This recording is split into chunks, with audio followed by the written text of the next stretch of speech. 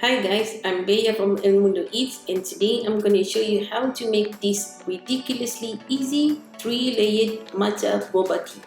It's just so refreshing in this unbearable heat. This is so easy that it's hardly a recipe. So we're going to start with, of course, our matcha powder, and we're going to dissolve it first. Here I have 1 teaspoon of matcha, and to that I'm going to add a 1/4 cup of water. Okay, one tip for you. Matcha powder actually dissolves way better with water. Now let's talk about how we dissolve our matcha. Usually you use the traditional Japanese whisk that's called chasing. I don't have it and I'm not gonna buy it just for that. So I'm just gonna use what I already have in my kitchen, which is an Immersion Blender. It works amazing.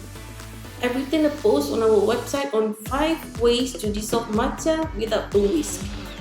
I'll put a link in the description box below if you're interested.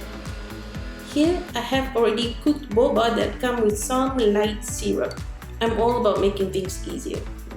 So 1/2 cup in, then some coconut syrup. You can use honey, maple syrup, your choice. Lots of ice. Slowly pour in 1 cup of milk. Dairy or non-dairy is up to you.